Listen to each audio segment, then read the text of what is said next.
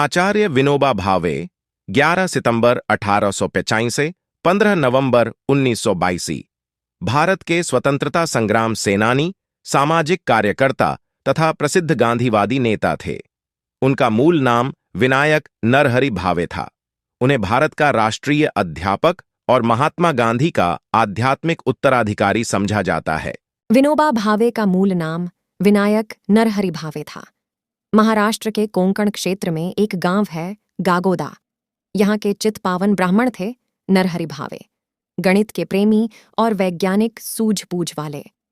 रसायन विज्ञान में उनकी रुचि थी।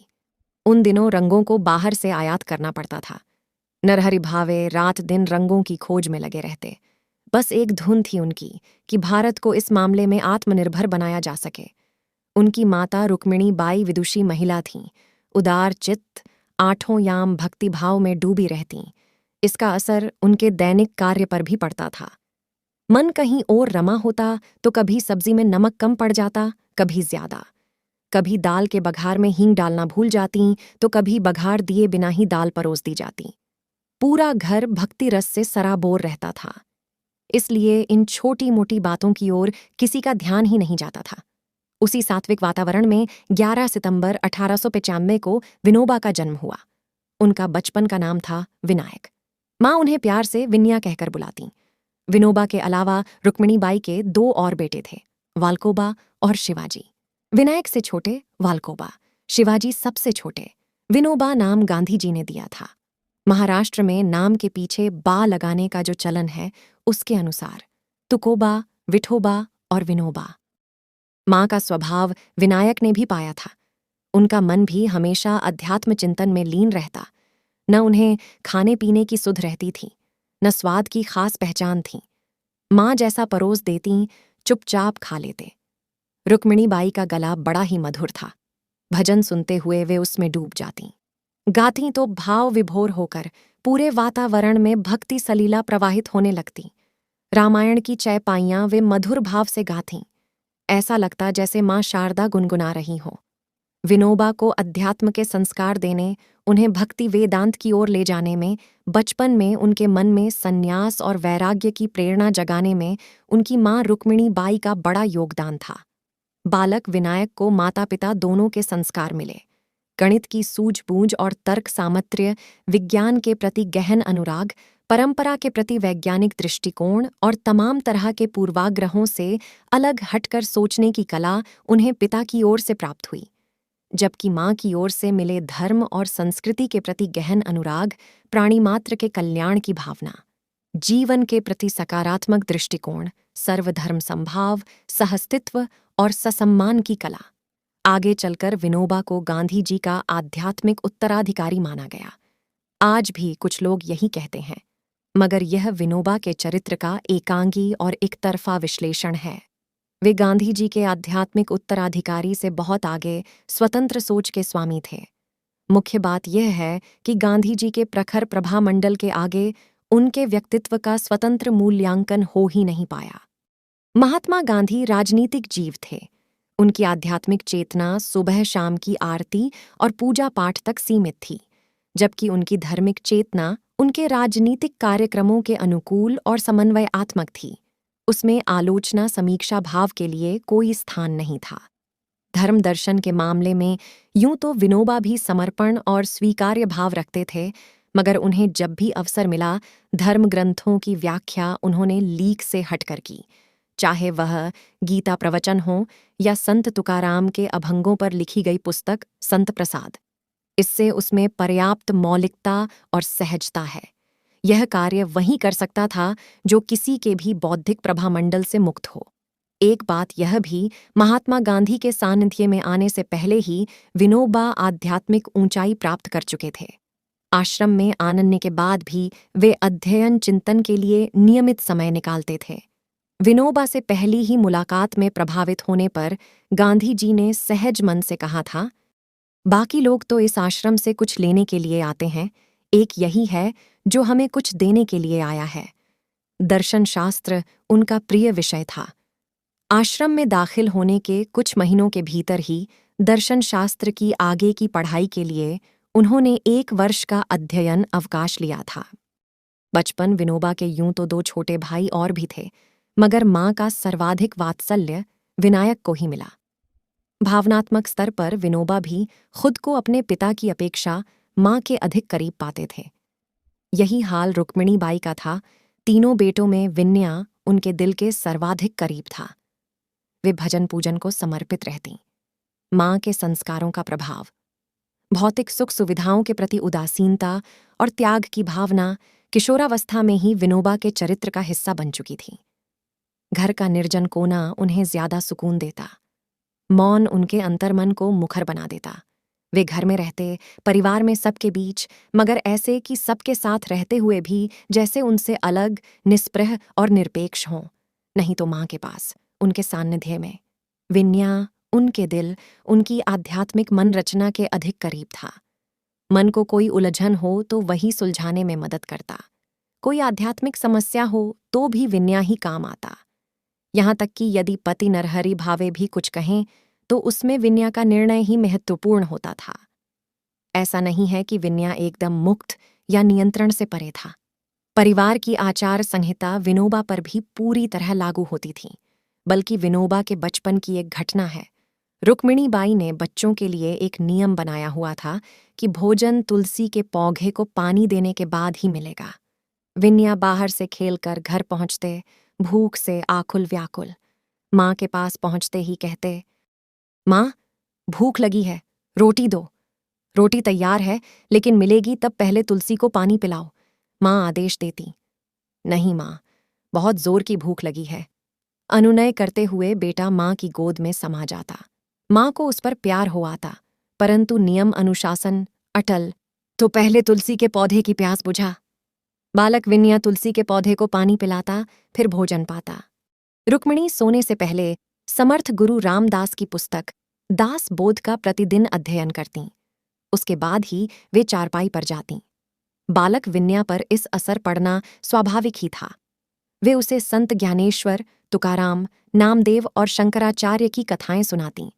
रामायण, महाभारत की कहानियां, उपनिषदों के तत्व ज्ञान के बारे में समझातीं। सन्यास उनकी भावनाओं पर सवार रहता, लेकिन दुनिया से भागने के बजाय लोगों से जुड़ने पर वे जोर देतीं। संसार से भागने के बजाय उसको बदलने का आग्रह करतीं। अक्सर कहतीं, विन्या, गृहस्थाश्रम का भली भांति पालन करने से पितरों को मुक्ति मिलती है। लेकिन विन्या पर तो गुरु रामदास, संत ज्ञानेश्वर और शंकराचार्य का भूत सवार रहता। इन सभी महात्माओं ने अपनी आध्यात्मिक तृप्ति के लिए बहुत कम आयु में अपने माता पिता और घर परिवार का बहिष्कार किया था। वे कहते, मां, जिस तरह समर्थ गुरु रामदास घर छोड़कर चले गए थे, एक दिन मुझे भी उसी तरह प्रस्थान कर देना है। ऐसे में कोई और मां होती तो हिल जाती। विचार मात्र से रो रो कर आसमान सिर पर उठा लेती, क्योंकि लोगों की सामान्य सी प्रवृत्ति बन चुकी है कि त्यागी वैरागी होना अच्छी बात, महानता की बात, मगर तभी तक जब त्यागी और वैरागी दूसरे के घर में हों। अपने घर में सब साधारण सांसारिक जीवन जीना चाहते हैं। मगर रुक्मिणी बाई तो जैसे किसी और ही मिट्टी की बनी थीं। वे बड़े प्यार से बेटे को समझातीं, विन्या, गृहस्थाश्रम का विधिवत पालन करने से माता पिता तर जाते हैं, मगर ब्रह्मचर्य का पालन करने से तो 41 पीढ़ियों का उद्धार होता है। बेटा मां के कहे को आत्मसात करने का प्रयास कर ही रहा होता कि वे आगे जोड़ देती, विन्या, अगर मैं पुरुष होती तो सिखाती कि वैराग्य क्या होता है। बचपन में बहुत कुशाग्र बुद्धि थे विनोबा। गणित उनका प्रिय विषय था। कविता और अध्यात्म चेतना के संस्कार मां से मिले। उन्हीं से जड़ और चेतन दोनों को समान दृष्टि से देखने का बोध जागा। मां बहुत कम पढ़ी लिखी थीं, पर उन्होंने कि विन्या को अपरिग्रह, अस्थेय के बारे में अपने आचरण से बताया। संसार में रहते हुए भी उससे निस्पृह निर्लिप्त रहना सिखाया। मां का ही असर था कि विन्या कविता रचते और उन्हें आग के हवाले कर देते। दुनिया में जब सब कुछ अस्थायी और क्षणभंगुर है, कुछ भी साथ नहीं जाना, तो अपनी रचना से ही मोह क्यों पाला जाए। उनकी मां यह सब देखतीं, सोचतीं, मगर कुछ न कहतीं, मानो विन्या को बड़े से बड़े त्याग के लिए तैयार कर रही हों। विनोबा की गणित की प्रवीणता और उसके तर्क उनके आध्यात्मिक विश्वास के आड़े नहीं आते थे। यदि कभी दोनों के बीच स्पर्धा होती भी तो जीत आध्यात्मिक विश्वास की ही होती। आज वे घटनाएं माँ बेटे के आपसी स्नेह, अनुराग और विश्वास का ऐतिहासिक दस्तावेज हैं। रुक्मिणीबाई हर महीने चावल के 1 लाख दाने दान करती थीं। 1 लाख की गिनती करना भी आसान न था, सो वे पूरे महीने एक एक चावल गिनती रहती। नरहरि भावे पत्नी को चावल गिनते में श्रम करते देख मुस्कुराते। कम उम्र में ही आंख कमजोर पड़ जाने से डर सताने लगता। उनकी गणित बुद्धि कुछ और ही कहती, सो एक दिन उन्होंने रुक्मिणीबाई को टोक ही दिया। इस तरह एक एक चावल गिनने में समय जाया करने की जरूरत ही क्या है। 1 पाव चावल लो, उनकी गिनती कर लो, फिर उसी से 1 लाख चावलों का वजन निकालकर तौल लो। कमी न रहे इसलिए 1 आध मुट्ठी ऊपर से डाल लो। बात तर्क की थी। लौकिक समझदारी भी इसी में थी कि जब भी संभव हो दूसरे जरूरी कार्यों के लिए समय की बचत की जाए। रुक्मिणीबाई को पति का तर्क समझ तो आता, पर मन न मानता। एक दिन उन्होंने अपनी दुविधा विनया के सामने प्रकट करने के बाद पूछा, इस बारे में तेरा क्या कहना है विनया? बेटे ने सब कुछ सुना, सोचा, बोला, माँ, पिताजी के तर्क में दम है। गणित यही कहता है, किंतु दान के लिए चावल गिनना सिर्फ गिनती करना नहीं है। गिनती करते समय हर चावल के साथ हम न केवल ईश्वर का नाम लेते जाते हैं, बल्कि हमारा मन भी उसी से जुड़ा रहता है। ईश्वर के नाम पर दान के लिए चावल गिनना भी एक साधना है। रुक्मिणीबाई ने ऐसा पहले कहाँ सोचा था। अध्यात्म रस में पूरी तरह डूबी रहने वाली रुक्मिणीबाई को विनया की बातें खूब भातीं। बेटे पर गर्व हो आता था उन्हें। उन्होंने आगे भी चावलों की गिनती करना न छोड़ा। न ही इस काम से उनके मन कभी निरर्थकता बोध जागा। ऐसी ही एक और घटना है जो दर्शाती है कि विनोबा कोरी गणितीय गणनाओं में आध्यात्मिक तत्व कैसे खोज लेते थे। घटना उस समय की है जब वे गांधी जी के आश्रम में प्रवेश कर चुके थे तथा उनके रचनात्मक कार्यों में बढ़ चढ़कर हिस्सा ले रहे थे। आश्रम में सुबह शाम प्रार्थना सभाएं होतीं। उनमें उपस्थित होने वाले आश्रमवासियों की नियमित गिनती की जाती। यह जिम्मेदारी एक कार्यकर्ता थी। प्रसंग ये है कि एक दिन प्रार्थना सभा के बाद जब उस कार्यकर्ता ने प्रार्थना में उपस्थित हुए आगंतुकों की संख्या बताई, तो विनोबा झट से प्रतिवाद करते हुए बोले, नहीं, इससे एक कम थी। कार्यकर्ता को अपनी गिनती पर विश्वास था, इसलिए वह भी अपनी बात पर अड़ गया। कर्म मने विश्वास रखने वाले विनोबा आमतौर पर बहस में पड़ने से बचते थे, मगर उस दिन वे भी अपनी बात पर अड़ गए। आश्रम में विवादों का निपटान बापू की अदालत में होता था। गांधी जी को अपने कार्यकर्ता पर विश्वास था, मगर जानते थे कि विनोबा यूं ही बहस में नहीं पड़ने वाले। वास्तविकता जानने के लिए उन्होंने विनोबा की ओर देखा।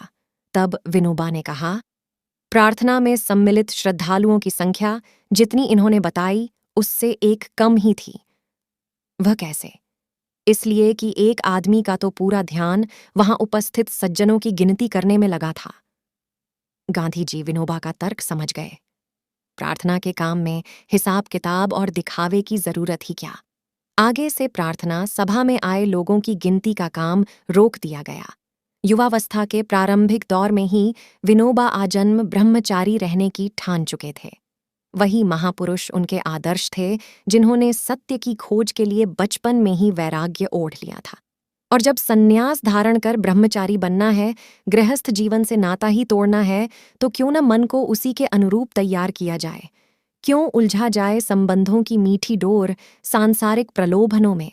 ब्रह्मचर्य की तो पहली शर्त यही है कि मन को भटकने से रोका जाए, वासनाओं पर नियंत्रण रहे।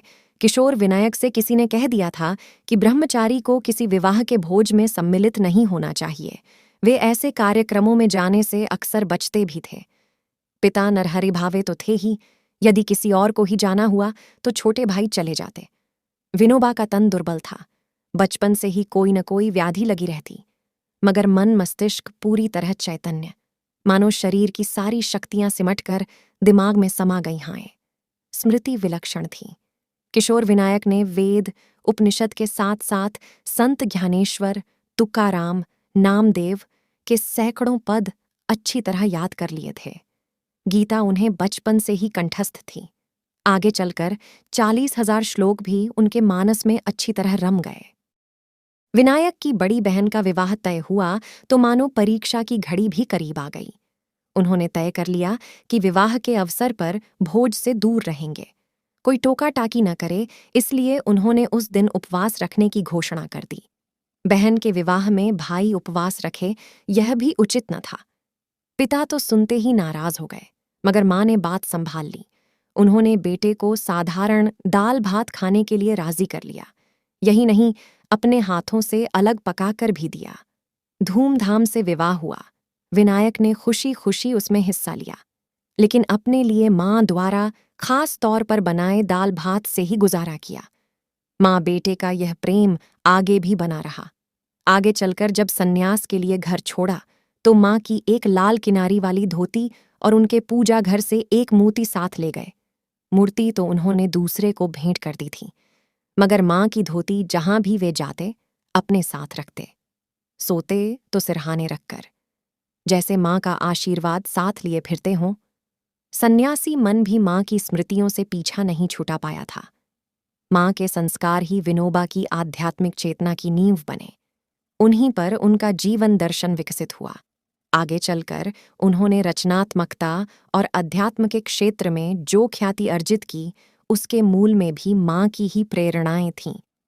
रुक्मिणीबाई कम पढ़ी लिखी थीं, संस्कृत समझ नहीं आती थीं, लेकिन मन था कि गीता ज्ञान के लिए तरसता रहता।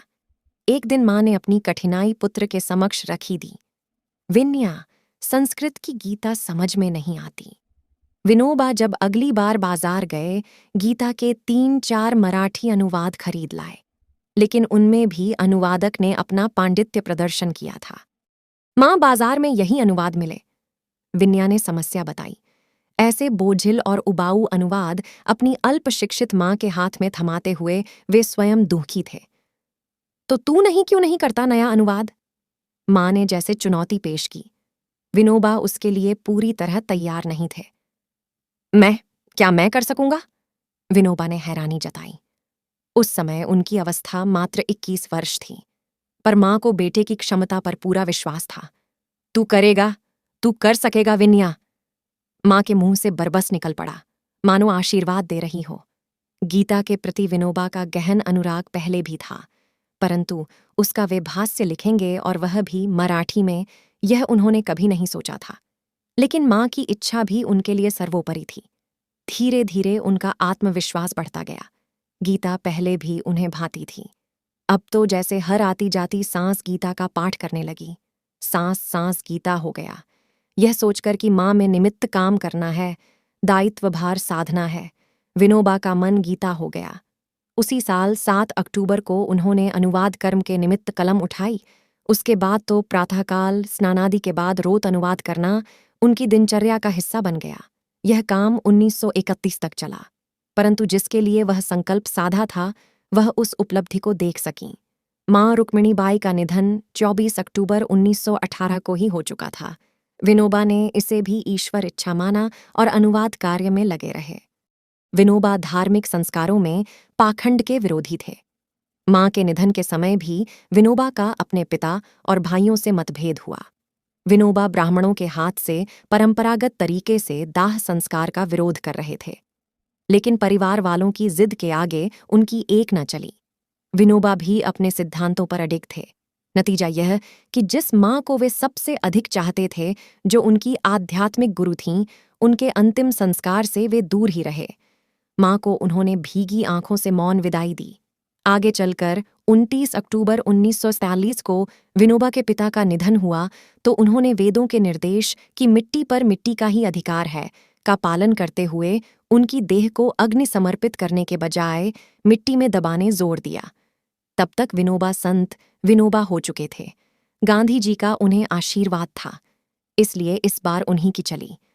माँ की गीता में आस्था थी। वे विनोबा को गीता का मराठी में अनुवाद करने का दायित्व सौंप कर गई थीं। विनोबा उस कार्य में मनोयोग से लगे थे।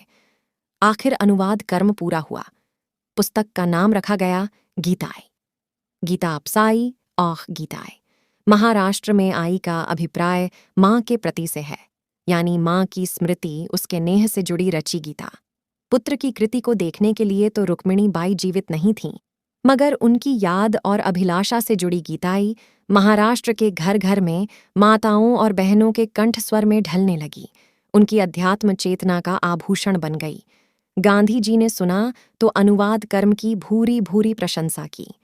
जो महिलाएं संस्कृत नहीं जानती थीं, जिन्हें अपनी भाषा का भी आधा अधूरा ज्ञान था, उनके लिए सहज सरल भाषा में रची गई गीताई गीता की आध्यात्मिकता में डूबने के लिए वरदान बन गई।